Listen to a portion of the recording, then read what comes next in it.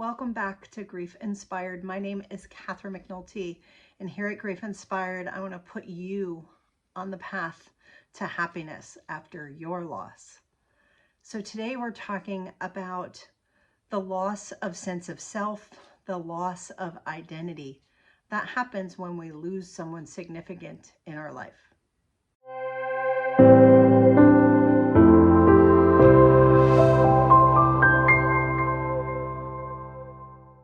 Losing the people that we love is oftentimes one of the hardest, most challenging things that we have to go through in our lives. And it really can cause us to lose our sense of self, our sense of identity. And the reason for that is because there's a dramatic amount of change that happens. And the way we see ourselves and the way we see our place in the world really does change. And if the things that we used to do involved our loved one, then our identity can be tied or attached to that. And so when we lose our loved one, our sense of identity is really what comes into question. And we will often be wondering, who am I? Am I who I thought I was? What does this all mean? And these are big, deep, probing questions. So today I want to give you 3 questions to think about that will help you in formulating a new sense of identity. Now, in order to develop a new sense of identity, you first need to acknowledge that there is a need to develop a new sense of identity. So you are not going to be the same person that you were. Change happened to your life. Everything about your world has changed. So it is not surprising that you yourself, as a result of your loss, are going to change as well. And so you need to take time to go into inquiry and ask yourself some questions about the life that you've set up and whether or not you want that life to stay the same in some areas or whether or not you want to make changes. And by doing that, it is going to help you develop a new sense of identity. And your identity is going to shift. You are going to have to see yourself in a new light. For example, if you have lost a spouse, seeing yourself as someone who isn't married, seeing yourself as a single person, walking into situations as a single person is going to be different for you. It's going to feel uncomfortable. These are things that you are going to have to do in order to move forward. You don't have a choice. But you can also go into inquiry and you can ask yourself questions about the life that you have. And so I want to encourage you to do that today. I have 3 questions and there can be many, many more questions. This is a process, but I want to give you sort of 3 questions to begin thinking with. First question is, if you've lost someone that you love, someone that's close to you, given that this has happened, you can't go back, you can't change it. When you evaluate your career or what you do every day, or at least 5 days a week, like most of us do you like your career? Do you want to stay in the career that you have? Do you like the people that work with you, that you work with? Do you like the people that you're spending time with when it comes to your career? Do you like what you do? And do you like the people who are there? That's the first, I know it's a couple of questions, but it's the first question that I want to ask is about around your career. So that's the first one. So the second one is, when you're not in your career, do you like the people that you're spending time with? Oftentimes we'll say, look at your phone. Who are the last 5 people that you texted? Who are the last 5 phone calls that you've had? A lot of times, those are the people that you're spending time with. Do you like the people that you're spending time with? So again, this is an inquiry. Look into that and say, do I like the people I'm hanging out with?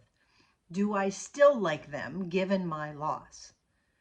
Or do I need to change that up? That's the second question. And then the third question, and this is one that I like a lot. What am I tolerating in my life right now? If you are tolerating something, that should be an indication that it needs to change. So what are you tolerating? Are there people that you are tolerating? Are there situations that you're tolerating?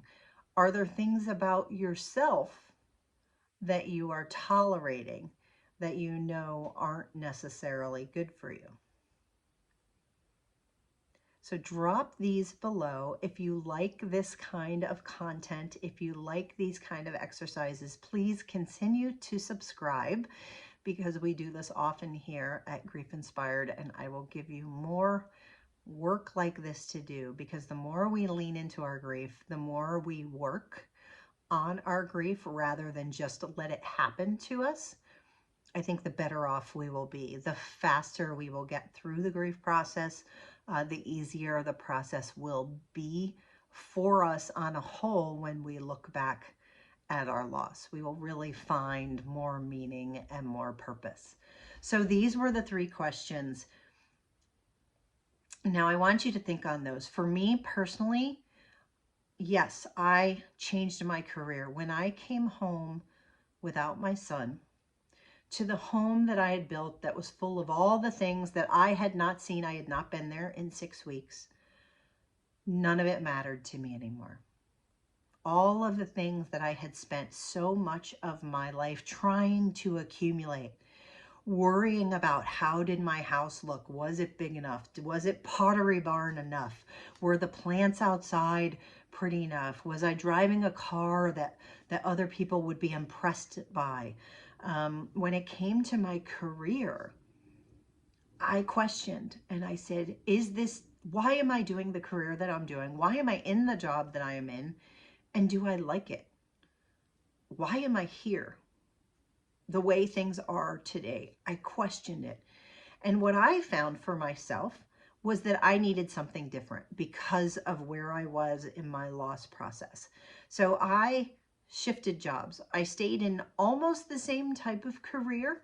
I had the ability in my company to switch, but basically I was selling life science instrumentation, and I shifted into informatics. So it was a big career switch for me, but it was necessary, and I'm very glad that I did it. And I've really found my way, so to speak, and I found my way to a career that I love with people that I love. And for me, you know, this is the people that you spend time with question.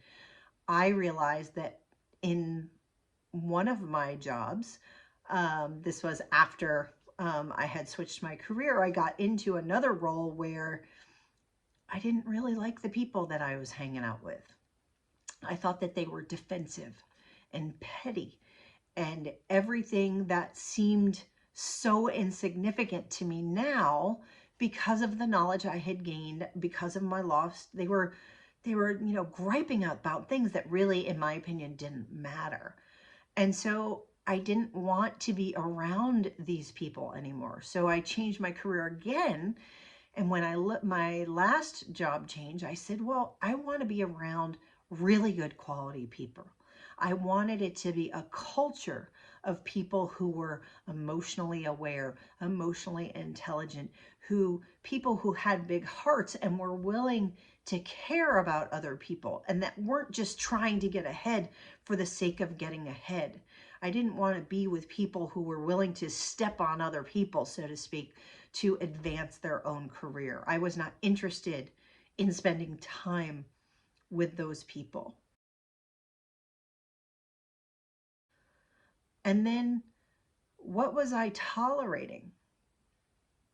I used to spend a lot of time letting people complain and gripe about situations that I thought were trivial.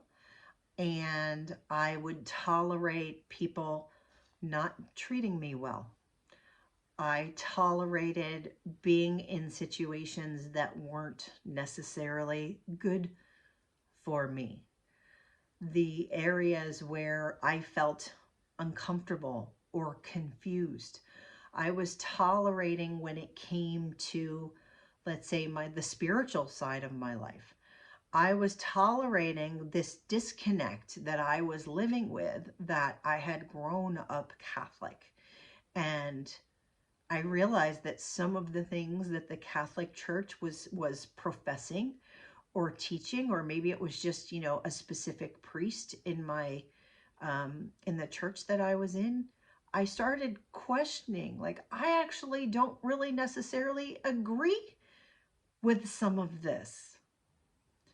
And in areas where it was a big disagreement, right, I decided to move to a different church, right? I stayed Catholic, but I chose to maybe go to a different parish.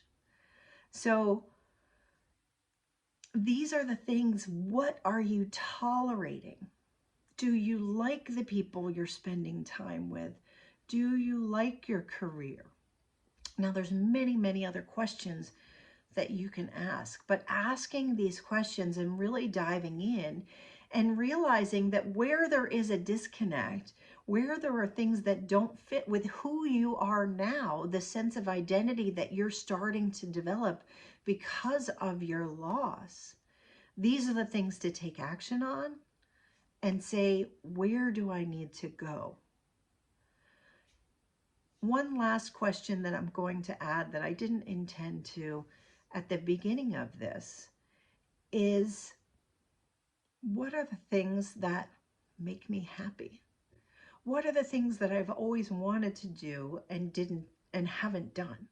What are the things that I used to do that I don't do anymore? These are the things that will bring you joy. So there is an opportunity when you're worried about who your sense of self is and how it's changed to look at it, to explore it, and then put into action steps that are going to feel right for you, that are going to feel true for you. And I think the biggest shift for me when we're talking about sense of identity is that I no longer look to the rest of the world to tell me what's right. I now look within and decide, does this feel good for me? Is this situation, are these people that I'm around, are the things that I'm doing, are the things that I'm learning, the places that I go, the people that I see, are they in alignment with me? And do they feel good to me? And if they don't, I change it up. And if they do, I lean more into it. And by doing that, I continue to develop my sense of identity. And I want that for you.